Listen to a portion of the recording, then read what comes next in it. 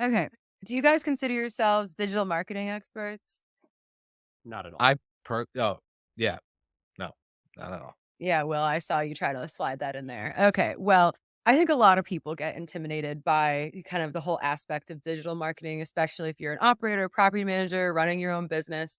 And the OTAs are the easiest, fastest way to get great visibility, millions of potential guests. So it's kind of no wonder that your direct bookings kind of get lost in the mix. It doesn't become as much of a priority. But if you want more control over those direct bookings and you don't want to be paying all those commission fees, Atlas by TravelNet might be for you. They're going to set you up with a beautiful mobile friendly website because let's face it, we're all addicted to our phones. So it has to work on your desktop and your phone. Then they're going to set you up with your pay per click campaigns and a fast, secure booking engine that's going to drive all of that guest data into Track or whatever software you're using so you can build this robust database full of guest information and keep that repeat business going. So if you want more control over your brand, schedule a free consultation with the marketing experts at Atlas. You can find that link in our show notes. Welcome to Good Morning Hospitality, your one-stop shop for the latest news, noteworthy trends, and thought-provoking discussions across the industry. From hotels and short-term rentals to all things travel and hospitality, you'll find each episode equips you with the information that you need to start your week. Join us on Good Morning Hospitality every Monday, wherever you get your podcasts.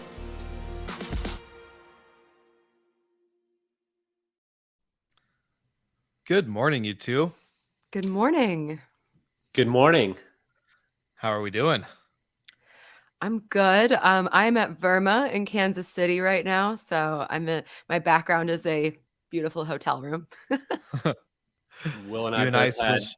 Go ahead. conferences last week, so Yeah. taking this week off. Enjoy. Yeah, the conference grind is real. It is 100% real. I was in your shoes last week while in Scottsdale. Michael, you were in Utah, right? Salt Lake. That's Salt right. Lake. Yeah. Well, I do have to give the ladies at the Level Up Your Listing Summit a big shout out because it was a pretty, I'm not going to lie, it was a kick ass conference from everything from the design, the attention to detail, the speaking sessions. It was actually really cool. It took the industry conference level up a notch, which I appreciated Bold because it statement. wasn't, Yeah, Bold it that's was great. awesome. It was great. It was uh like you could definitely tell women designed the conference because there was so much like aesthetic to it that like I could not I could there's never I And it don't was have well run the and well yeah. organized. Yeah. Yeah. We were ahead of schedule. We were yeah, it was great. It was legit. I was impressed and I'm excited for next year. They invited me back surprisingly, so I guess I get Yeah, to Will MC at a again. conference full of women. I'm sure that you liked that. Oh yeah. And I'm sure you said yes to Well, going back. Well, okay, so I thought maybe I would have a little bit more of a pool of single ladies my age. Very unfortunately, not the case. So everyone was either married, engaged, had a boyfriend, whatever the scenario. All So right, I moving on. All right. it was a joke because Julie George did like a whole tried to auction me off on stage and didn't go very well. So Oh it was no. No. You were excited about that. I'm sorry, buddy. Ego it hit. was just yeah, a little stab to the heart. But good time either way. Excited for next year.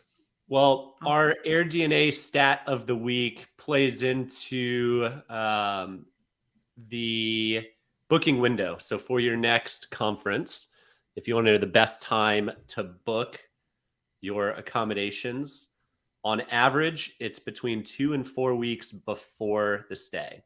You're going to have high prices 6 months out. You're going to have high prices the week before. But according to AirDNA, 2 to 6 weeks out will net you an average of 9% savings. So not Yeah. nothing. That's a pretty good Yeah. little chunk. And then the shortest windows for last minute bookings is in urban locations. Not surprising. People who tend to travel to urban locations for some reason don't plan as well as those traveling to destination markets. So thank you, AirDNA. I guess I feel like a little bit of a traitor to our industry because I'm staying in a hotel right now. Yeah. But that's okay. It's convenience. Michael and I have had that rule of like for any conference, it's really it sounds great in theory to get a short-term rental and book with a couple other people and do all the stuff. But at the end of the day, you're running around so much with conferences. At least we are. Yeah. So to be at the hotel is just a lot easier. You just run up, put your stuff away, and you're good to It go. might be more per night, but saving on Ubers and Yeah. convenience and yada yada. That Yeah. hotels serve a purpose, guys. They They do. do. There's room for everyone. There's room for Yes. everybody, and a That's what the use show is case all for about. Yes. Agreed. Well, there was a lot that happened last week. I was kind of unplugged to the industry when I was in a genealogical conference, but So exciting. there were plenty of headlines coming through for us to discuss this morning. Where do you guys want to start? I say, do we want to cover the industry news and then work our way up to the kind of main broader points that we wanted to talk about? Let's do it.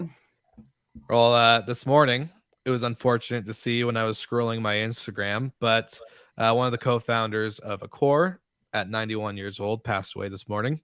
So what a legacy he has left. Accor is not a small name in our industry, especially with One Fine Stay and the amount of things that they've accomplished in their lifetime. So that was unfortunate news, but we also saw last week, I think on Friday or almost afternoon, LMPM was acquired by Inhabit. So they have joined the one of many property management software solutions that Inhabit now owns. It was an interesting sell for me. I was not expecting Inhabit to be the one to acquire LMPM. If anything, LMPM I thought was going to be um, a software that would try to stay independent for a while. But would love to know your guys' thoughts before we jump on to the next. Yeah. I've always viewed them as kind of the ones that try and buck the trends. So Yeah. to join Inhabit is an interesting move, but the fundraising environment's tough. The exit opportunities are probably fairly slim for a medium-sized property management system in the vacation rental space. So, it's, as founders, you have to consider all options and what the futures entail, and Inhabit can structure things in a way that's beneficial for founders. It's a little perplexing on the Inhabit side why they keep buying all these PMSs, because they're not jamming them together. It might make sense if you jam them under one system. So we'll see how that long-term strategy plays out. I much prefer track strategy of buying value adds for the platform versus buying competitors. And even some of Guesty's acquisitions make sense when they've gone after kind of the smaller PMSs that service, the 1 to 10 type of people, your porters of the world. But time will tell. Yeah, it comes down to the question of like buy or build, and I just keep seeing them buy. So I'm like, it would make sense that they put it, like you said, under one system. But they're a private equity fund, so buying is what they do. But the strategy of how they're buying is, I'm not around their strategy table. I haven't heard it, but They haven't asked you, Michael? I probably, I might take it a different direction. That's all right. Yeah. They're What are your probably thoughts, smarter Randy? than I am. So I'm really the kind of the same as Michael's. I think it is a little odd, buying all these competitors, but from the LMPM viewpoint, I definitely think that you kind of reach a point where the founders might want to move on, or they've kind of come to the end of what they want to do, and there's only so many options. So I think that this is probably the best offer that they had. Totally agree. And one thing I forgot to mention prior to us diving into this news is, Brandy, since that you are in Kansas City at the VRMA Spring Forum, I have to give our friends at TravelNet a quick shout out because they have a special message for all of our listeners and live viewers. Because I see we have a ton of live viewers on LinkedIn right now, a couple on YouTube. So I want to let you know that TravelNet and Better Talent are putting together a Bloody Marys and barbecue party starting tomorrow, which is March 7th at 10 a.m. So it'll be between the TravelNet Solution booth and the Better Talent booth lounge. And they are bringing back the Bloody Marys fully loaded with bacon. You So will find me there yeah, 100%. Bloody That I was sounds Marys gonna are my say, fantastic. jam. That sounds on a I Tuesday. was, Heck yeah. yeah, I was like, Absolutely. dang, 10 a.m. Lis Tuesday, Bloody Marys, I hope bacon. they have that bacon wall again. That was one of the funniest Uh, conference things I've ever seen. I'll text yeah, Jenny I after Take, just, this. take pictures, Brandy. I will, yeah, I will. please get a couple good selfies with it. But I just Mhm. had to do that because I totally forgot, and I was like, oh, I see everyone that usually probably is not usually probably is at the conference right now. So wanted to give that quick shout out. But moving on. So industry news, we also saw Sonder. So we've talked about layoffs, and speaking of Better Talent, we had Steve Trover, founder of Better Talent, on the show to kind of go over like the numbers of how companies did this mass hiring and now all these layoffs look really shocking, but really it's just more of a correction. We kind of jumped into talent pools, or what they call puddles sometimes, depending on the destination. So it was really interesting, but Sonder did lay off about 14% of its corporate workforce. So it was the second round. And I think I saw this morning Airbnb is doing a 30%. But And I don't that's have a confirmed number yet. huge. Yeah. Um, A lot of I their you recruiting know staff. Yeah, which I mean makes sense. I feel like I mean, at Picasso, we saw a lot of the BD team get let go. You're trying to focus on your core operations. Mhm. You look at Saunders stock price, what 87 cents is pretty brutal. I still have to listen to their earnings call in full disclosure. I like going through and listening to Back all up of to a that. dollar. It's back up to $1. Okay, that's Oh, good. wow. But I think that there's two sides to this that I find interesting. First, I think it's kind of obvious that this was a company that wasn't really ready to go public. Mhm. That's been a lot of the commentary. That's not really a hot take, but these are some of the effects of that. But you also know that they kind of had to go public because there was no well to go back to for fundraising. And we've talked about how the fundraising environment is incredibly difficult right now. So you kind of understand why decisions are made, but then you see the consequences of those decisions.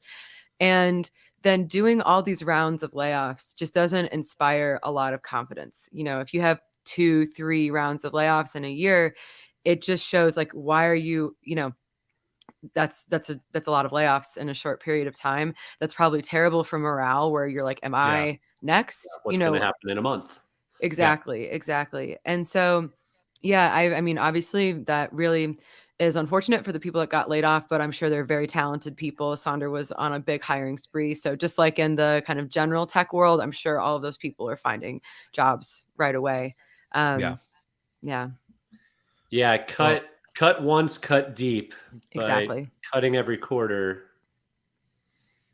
You yeah. also can't cut your way out of this revenue and cash flow problem. Like that's the at the end of the day, you like, do your properties contribute to the bottom line? Like, do you have the ability to make enough revenue to have a business? Mhm.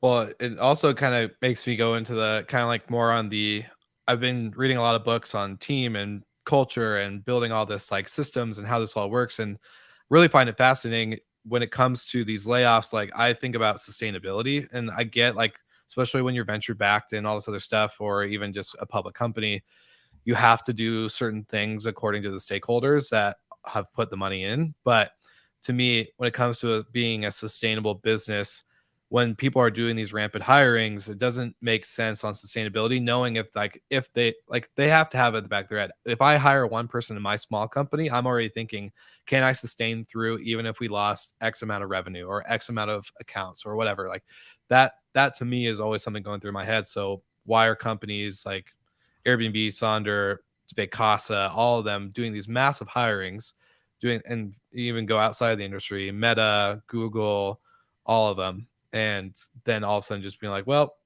revenues aren't there, or everyone's laying off people, so we just gotta cut a good chunk of people. You, I don't know. To me, it just you comes to got to tell the sustainability. story.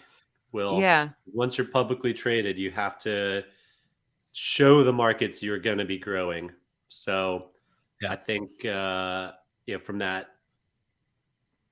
from a public perception, perception is reality when you're publicly traded. It's all about Exactly. the stories you can tell the Yeah. shareholders.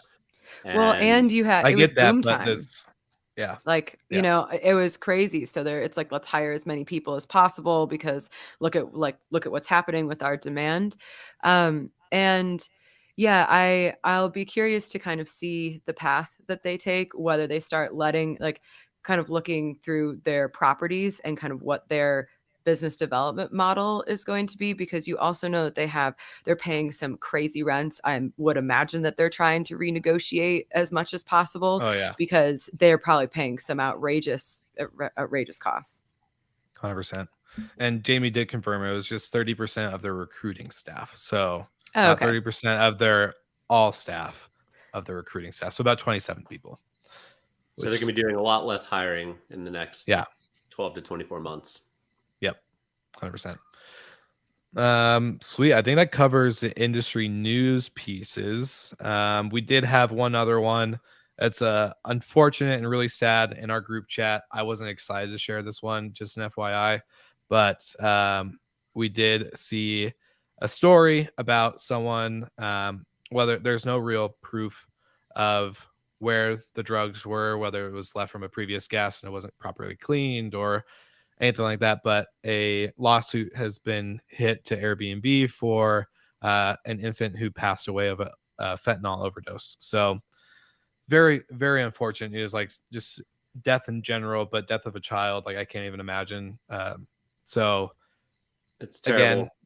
yeah, I mean, no real source of where the drugs, but yeah, very it sad. highlights a few things. One, the fentanyl thing Yeah. problem is real, but Yeah, two, I mean, the unsung importance of housekeepers and the cleaners doing a great job.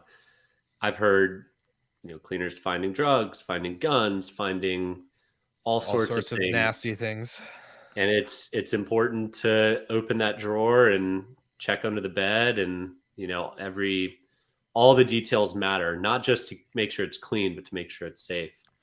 Yeah, Yeah, well, I think I'm looking around like my hotel room right now, and you know, if for a cleaner to come in here and check all the drawers and kind of like it's really not, there's only like a couple of them, right? But then if you're staying in a home, there is like almost unlimited spaces where something could be. And so I think it definitely shows like making sure that, you're being very diligent. And also unfortunate that this happened in Miami. I feel like that's yeah, not not great PR for the city either. yeah. The main message for me is safety. I think we do get very caught up in the operational high level stuff, right? We're talking about Sonder layoffs and layoffs from Airbnb and the next topic of banning and all this other stuff. So it's like these are all great topics, but the safety aspect is something that really like needs to be super intentional. I know like Justin Ford is always preaching safety at Breezeway and he's always preaching safety online. And we're people that create podcasts, whether it's our show or any other show in our network or outside of the network, do touch on safety. But when it comes to the actual boots on the ground, that message really does come from the higher up. That does come from the C level, the executives, the director of ops, whoever, title position that is. And sometimes it's more talked about than actually practiced, which is again unfortunate. But Yeah, you have to safety is have buy-in from every single member of the team, especially when it comes to cleanliness and safety yeah, and, things like that. You have like if the housekeeping supervisor or the housekeeping manager is like, yeah, yeah, whatever, like that attitude will translate down. And you need to know that like the 100%. housekeepers are really like the base, the the backbone of your business. Yeah. Yeah, I want to agree with one of the industry's most respected guys. I'll leave his name out, but I was complaining that this rental we were in didn't have salt and pepper. And he was like, "Well, we don't supply salt either because we had someone replace salt with Coke one time." yep, And I mean, Yeah. it's insane what idiots will do. But you got to be cautious and put as many safety rails up as possible. agreed. Yeah, I always thought like, all like the single serving things like like the single serving coffee or sugar. I'm like, that is just such a waste. And, it makes it so you can't necessarily partner with like local suppliers. And then you hear about things kind of like this, and it really drives home that all of that is simply for safety. Like, and Mhm. because sometimes it's not even cost effective, but it's like No. safety becomes like the paramount, Yeah. Yep. component. Totally agree. Well, on that, safety is important. Airbnb has started banning people associated with being a risky guest. So if you have a criminal record, if you've had a bad run-in in the past at Airbnb, they aren't going to let you stay, which is one thing. But if you're dating one of them, or you're roommates with one of them, then, or you're family of one of them, then you're also not going to be able to stay, which it's a pretty interesting line there. Safety first, yes, but this to me is maybe a step or two too far. I will put out a disclaimer before Brandy gives a point. We are not turning into the anti-Airbnb show or anything. Like, we bring up Airbnb because they do get a lot of PR. I just want any of our listeners knowing that when it comes to Airbnb, we're not just trying to go after Airbnb every episode. That's my one disclaimer. I just have to put it out there because it does happen, and I don't want people to have that perception. So Yeah. I continue mean, on, Brandy. I book on Airbnb all the time. So, and they're a big source of revenue. So yeah, but there's just like, they're a big part of the conversation. So, yeah, for this, I mean, I was so, I guess, surprised to see so many articles, or like that this conversation has popped up in the last week, because we have so many problems with this happening. Like, with people, we've caught like fraud rings using Airbnb. And that's not like a comment necessarily on Airbnb. It happens in hotels. I mean, booking.com, that was a massive problem for a long time, probably still is. It's fraud in general, regardless of industry, is a very difficult problem to solve. So Yeah. I'm just, I haven't heard before this week of like people being associated with people being banned. And I just, you can run a background check, but I mean, if my high school boyfriend that I haven't, seen since I was 18 now has a felony, and that I get banned from Airbnb, like, that just seems crazy. Yeah. And it's like, how are you describing or defining association? I can see potentially, like, if you're married, or if they're like direct familial ties where there's like legal documentation that you're associated. But I mean, if you're going off of like who on social media, I mean, that's, Yeah. I don't really know how you really make that scientific. Yeah, maybe it's same address, same household, Mhm. same. I mean, and how are they finding this out too? Right? Exactly. Like, what It's kind not of Chesky who's like scrolling through online, people like, I'm gonna go ban this person. But there's definitely someone or someones who are making well, these there's a decisions at system the built to yeah. scrape all of this information. So Mhm. Yeah. I'd be curious to know the parameters of that database. I think a lot of people will, because some of the bans they've done. There's a story of a lady whose boyfriend, she used his credit card, but it Mhm. was her account, her booking. She was traveling, and they didn't let it go through.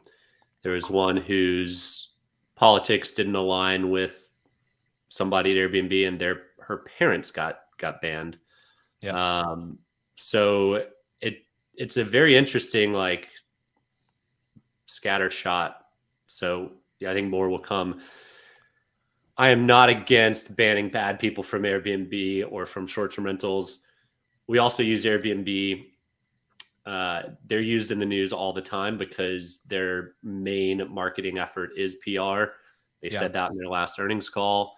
They don't do pay-per-click. They do PR. With good comes bad in PR. So, that's why to Will's point, a lot of the articles that we reference are sometimes negative towards Airbnb, but they can be more broadly applied to negative towards the industry, because Yeah. fraudulent bookings happen on Booking. parties can still happen in Verbo. These Yeah, are it happens in hotels. I mean, I think Yeah. that this is, and I think it's, from because Airbnb has this big PR machine, like you said, with good comes bad. But the people that are dealing with this in reality are the hosts, are the Mhm. operators.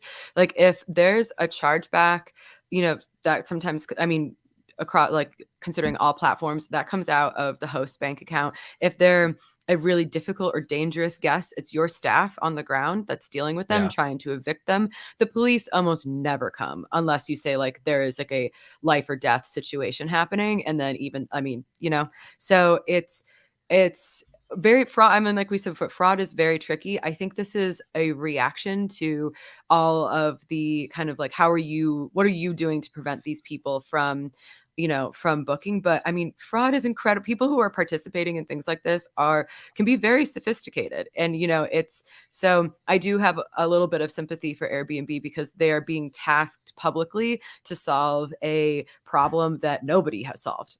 So, Well, um, but I think they need to give some more parameters. Like, I think it needs to be clear, like, hey, this is what we're looking for. If you are banned, it's because we thought you fit one of these 10 criteria. If you feel like not, here's the appeal process. But in one of the examples, the woman appealed and they were like, nah, and we're not going to help you with this anymore. And so that is also, then you've just lost your ability to book on Airbnb. So, yeah.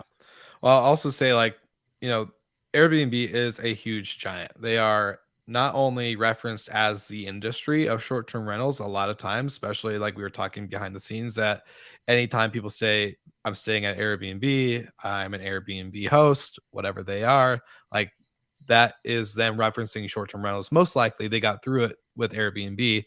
And with how big of a giant of a company they are, like to me, what doesn't make sense is if they're trying to actually make a public statement because they are getting public pressure on trust, safety, verification of actual guests, not just allowing any Joe Schmo to upload a fake ID or even a expired ID or whatever the type of criteria they do to get past these kind of little barriers of fraud like detection. There's companies out there that are already doing this and they're doing it well. So like, why wouldn't they like no, not to plug, but like AutoHost, automatically think exactly. of like AutoHost. Like, why would a company, even though, yeah, I get it, they're public and they're this big giant, they don't need anybody. Why try to do something, especially horribly try, like a poor attempt? To me, this is a big poor attempt on showing we are safe and we are, we're putting our hosts first and our community first. I call BS on that. And they can actually team up with a company that actually has built a product that's really made for this. And Michael, I know you're going to especially especially if you're sitting on $9 billion in cash. Yeah. Yep. I mean, Yeah. love the guys at Yeah. AutoHost, but they're not worth 9 billion. It'd be a Yeah. significantly smaller chunk than that. And I think those bits of PR can help go a long way. And even if they kept it separate, they now own it, so they can keep some liability on AutoHost, but they've purchased this platform that beats these fraudulent bookings, these bad guests, etc. Yeah, Yeah. I was thinking a little bit about like the experience of checking into the hotel last night where I mean I had to go and give my ID and credit card and all of that. And so, we're used to now on Airbnb or booking.com, if you're booking a short-term rental, that you don't have to do any of that. Like you get your check-in instructions, you just waltz in. Like that's kind of the beauty of the experience in our industry. So I think Mhm. that having like incorporating some sort of ID verification into the booking process at Airbnb and booking.com, at least for vacation rentals, short-term rentals, would be clutch because that you still don't have to deal with the front desk, which is kind of, for guest and host, one of the perks. But then Yeah. you have that safety component and it doesn't take a lot of time. Like the most basic one is like you take a picture of your ID front and back, you take a selfie, and like that's it. And you can add layers to it, but that wouldn't take a lot of effort on the guest side booking to do that. Mhm. When some of that stuff internationally is required, Yeah. passport verifications. Yep. So yeah, I think we're maybe a little more free to do what we want and travel where we want. People can make an Airbnb account tomorrow and use it to go stay somewhere. Mhm. There's not that verification. So yeah, I think at least they're making some steps towards continuously trying to stop bad actors from staying in rentals. I Yeah. don't And, know. honestly, if they figure it out, like, I think that they're, probably the first mover gets either all the praise or all the heat. And so, I mean, if they do come up with a real solution to how you can prevent this, then that benefits, I mean, so many companies, so many industries. But I just think we're in like definitely like the Nansa, like early stages of that. Yeah, I mean, it's a platform differentiator too. If Airbnb solves it, then people are going to take their bookings off of the other platforms and put them all Yep. through Airbnb because they'll be safe. Yeah. I was gonna So say, didn't Jamie safety. just share? Sorry, didn't Jamie just share a stat like significant amount of hosts don't even make it a year after signing up on the platform? Not saying that has to do anything with safety, but I feel like that number would decrease knowing that when you do have a guest booking, it is tied to a certain criteria of verification rather than just saying like Yeah. they're verified. Like we check their phone number and their email. Like, cool. I can get a new phone number today on an app called Open Phone and create a new email on gmail.com right now. Like, how Easy hard peasy. is that? Yeah. Yeah. So, yeah. Are you part of the fraud rings, Will? Hey, hey, I Or you may, I associated may with someone who is. Yeah. don't put that out in the world because I'm gonna next booking I get, it's gonna be like, oh, you're banned, blocked. Damn. We heard your Well, episode.